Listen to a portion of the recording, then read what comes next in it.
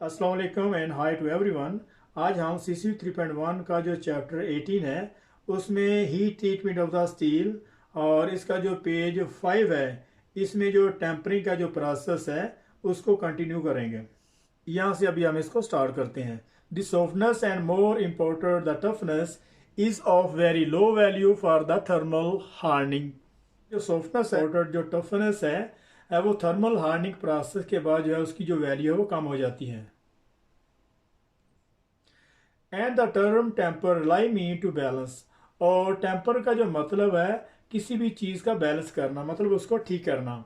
When tempering steel we rebalance the property of the excessive hardness and brittleness by decreasing the hardness and increasing the level of toughness. यहाँ तक इसको देखते हैं। और जब हम स्टील को टेम्पर कर रहे होते हैं, उसको बैलेंस कर रहे होते हैं, तो उस दौरान जितनी भी एक्सेसिव हार्डनेस और ब्रिटलनेस होती है, जितनी भी एक्सेसिव हार्डनेस और ब्रिटलनेस होती है वो कम हो जाती है और उसकी जो टफनेस है वो इंक्रीज हो जाती है।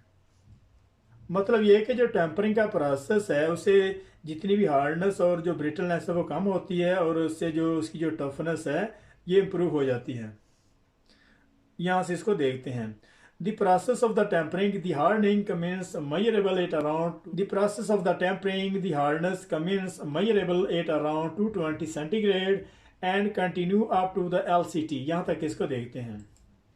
और हार्डनेस स्टील के लिए इसकी जो टेम्परिंग प्रोसेस की जो रेंज है वो 220 सेंटीग्रेड से ये स्टार्ट होती है और कंटिन्यू अप टू 723 सेंटीग्रेड तक इसको जो है वो गर्म किया जाता है।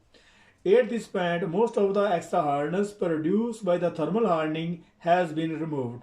और इस पॉइंट पे जितनी भी उसमें एक्स्ट्रा हार्डनेस होती है वो रिमूव हो जाती है। और इस पॉइंट पे जितनी भी स्टील में हार्डनेस जो थर्मल हार्डनिंग प्रोसेस की वजह से बनी हुई होती है वो रिमूव हो जाती है। और फुली टेम्पर, और फिर वो फुली टेम्पर हो जाता है। But the fine grain structure produce by the hardening process will remain. और जितने भी जो फाइन ग्रेन स्ट्रक्चर जो थर्मल हार्डनिंग प्रोसेस की वजह से बने हुए होते हैं वो उसमें बाकी रहते हैं, वो उसमें मौजूद रहते हैं। और थर्मल हार्डनिंग प्रोसेस की वजह से जितने भी उसमें फाइन ग्रेन स्ट्रक्चर होते हैं वो उसमें मौजूद रहते हैं, giving the steel good toughness and strength. और इस तरह से जो स्टील को गुड स्ट्रेंथ और टफनेस मिलती है। This is the mechanism use to give good toughness and stand to the QT steels which are normally tempered from between 550 to 700 centigrade। और ये मैकेनिज्म तौर पर जो स्टील को टफनेस और स्ट्रेंथ देता है। और ये मैकेनिज्म और टेम्परिंग का जो प्रोसेस है ये मैकेनिज्म तौर पर स्टील को गुड टफनेस और स्ट्रेंथ देता है टू द QT स्टील। जो क्विंचिंग स्टील है उसको जो गुड टफनेस और स्ट्रेंथ देता है। और which are normally temper from between 550 to 700 centigrade. और आमतौर पर टेम्परिंग के दौरान इसका जो टेम्परेचर की जो रेंज है वो 550 से 700 सेंटीग्रेड तक होती है।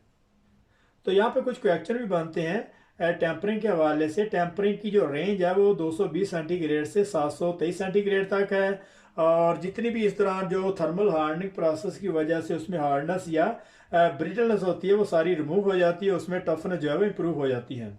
मतलब टेम्परिंग की वजह से इसमें जो टफनेस है, जो भी जितनी भी हार्डनेस होगी वो इसमें इम्प्रूव होगी। और टेम्परिंग करने के दौरान इसका जो टेम्परेचर है वो 220 सेंटीग्रेड से लेकर 723 सेंटीग्रेड तक स्टील को हीट किया जाता है। और इस पॉइंट पे जितनी भी इसमें जो हार्डनेस, एक्स्ट्रा हार्डनेस या ब्रिटलनेस होती है वो रिमूव हो जाती है और वो स्टील जो है वो फुली टेम्पर हो जाती है। और इसमें जो है वो फाइन ग्रेन स्ट्रक्चर इसमें मौजूद रहते हैं और जो थर्मल हार्डनिंग प्रोसेस की वजह से बने होते हैं। ये मैकेनिज्म टेम्परिंग जो है ये एक मैकेनिज्म है, इसको मैकेनिज्म के तौर पर इसको यूज किया जाता है। और ये QT स्टील, क्विंचिंग स्टील को जो गुड टफनेस और स्ट्रेंथ देता है। और इसका आमतौर पर जो टेम्परेचर है वो 550 सेंटीग्रेड से 700 सेंटीग्रेड तक होता है। तो अभी हम नंबर 5 में इसकी जो स्ट्रेस रिलीविंग और पोस्ट वेल्ड हीट ट्रीटमेंट। तो पोस्ट वेल्ड हीट ट्रीटमेंट को स्ट्रेस रिलीविंग प्रोसेस भी कहते हैं। तो यहाँ से अभी हम इसको स्टार्ट करते हैं। The purpose of the stress relieving is to relieve internal elastic stress that has become trapped inside the weld during welding। यहाँ तक इसको देखते हैं। और स्ट्रेस रिलीविंग का पर्पस ये है कि वेल्डिंग की वजह से जितनी भी उसमें जो इंटरनल इलास्टिक स्ट्रेस उसमें रह जाती हैं उसको वहाँ से रिमूव करना होता है. The procedure of the heat, hold and cool is the same as the procedure of the heat, hold and cool is the same as all other heat treatment processes. However, the special heating curve are required when stress relieving some type of the steel, particularly creep resistant steel. यहाँ तक इसको check करते हैं. और इसका जो heating और इसका जो कूलिंग है और इसका जो होल्डिंग टेम्परेचर है वो सेम एज दूसरे प्रोसेस की तरह है, लेकिन इसमें कुछ स्पेशल कर्व जो है वो रिक्वायर होती है. तो कर्व यहाँ पे इसकी जो डॉक्यूमेंटेशन है जो जिसके मुताबिक इसको जो है वो पोस्ट वेल्ड हीट ट्रीटमेंट किया जाता है. इसमें मटेरियल की स्पेसिफिकेशन के हवाले से तमाम जो है वो इंफॉर्मेशन होती है और उसमें कितना उसका हीटिंग जो टेम्परेचर होगा उसका होल्डिंग पॉइंट कितना होना चाहिए और कितनी डिग्री पे उसको जो है वो कूल करना है. और इसके अलावा पोस्ट वेल्ड हीट ट्रीटमेंट के मतलब उसको जो है वो उसका जो चार्ट है पूरी की पूरी इंफॉर्मेशन जो है वो उस स्पेशल कर्व में जो है वो मौजूद होती है. लेकिन ख़ास तौर पर जब हम जो वो कह रहा है कि क्रीप रेजिस्टेंट स्टील, और ये ख़ास तौर पर उस वक्त चाहिए होती है कि जब हम उस मेटल जिसमें क्रीप रेजिस्टेंट स्टील को जो है वो हीट ट्रीटमेंट का प्रोसेस कर रहे होते हैं, ये उस वक्त वहाँ पे रिक्वायर होता है. यहाँ से इसको स्टार्ट करते हैं. ड्यूरिंग स्ट्रेस रिलीविंग स्टील में be heated from between 200 to 950 centigrade. और जब स्टील को पोस्ट वेल्ड हीट ट्रीटमेंट किया जाता है तो उस वक्त उसका जो हीटर टेम्परेचर है वो 200 सेंटीग्रेड से 950 सेंटीग्रेड होता है.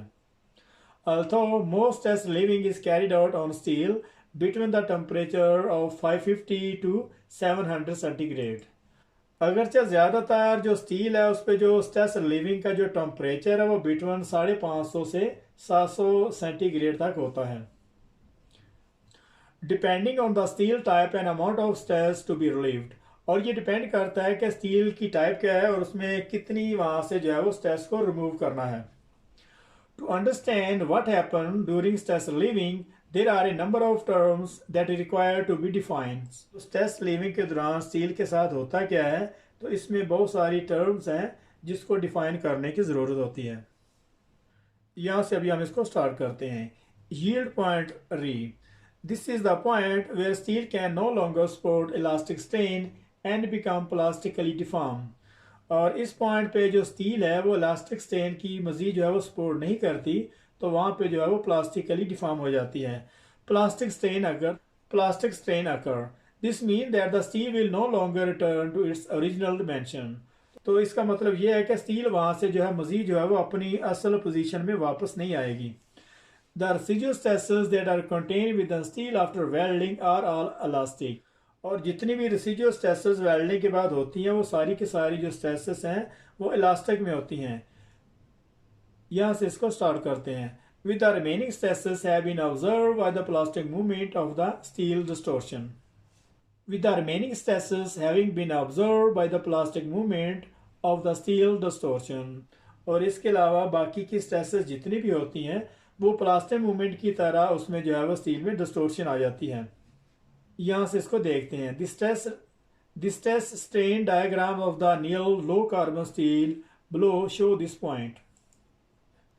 और अनीलिंग प्रोसेस में इसमें जो स्ट्रेस जो अप्लाई की जाती है और उसके बाद स्ट्रेस के बाद उसका जो स्ट्रेन पे जो इफेक्ट होता है उसकी जो डायग्राम है नीचे उन्होंने दिखाई हुई है. तो इस डायग्राम में स्टील पे उन्होंने यहाँ से वो लोड को अप्लाई किया है और लोड को अप्लाई करने के बाद यहाँ तक जितनी भी इसकी इलास्टिक स्ट्रेन है इसमें रेसिडुअल स्ट्रेसेस होती हैं. और इस दौरान अगर मेटल को छोड़ते हैं तो वो अपनी असली जगह पे वापस आ जाता है.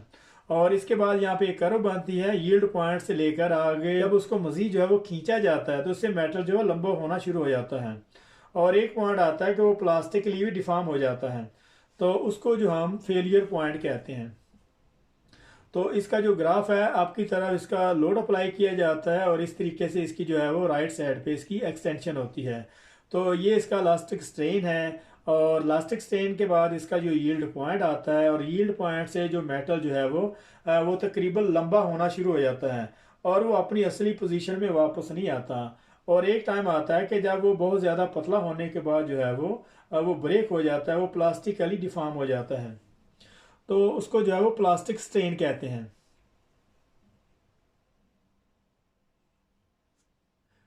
यहाँ से इसको स्टार्ट करते हैं। व्हेन स्टील इज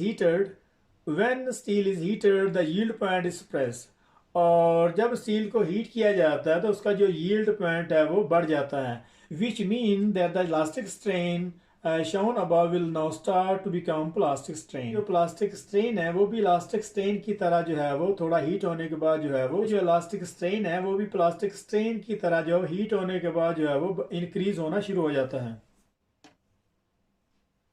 तो यहाँ पे कुछ आंसर क्वेश्चन बनते हैं कि जब स्टील को हीट किया जाता है तो इसका जो यील्ड पॉइंट है वो स्प्रेस हो जाता है, वो डिक्रीज हो जाता है, या फिर इसमें दूसरी चेंजिंग आती है। तो उसका जो स्टील को जब हीट किया जाता है तो उसका जो यील्ड पॉइंट है वो स्प्रेस हो जाता है।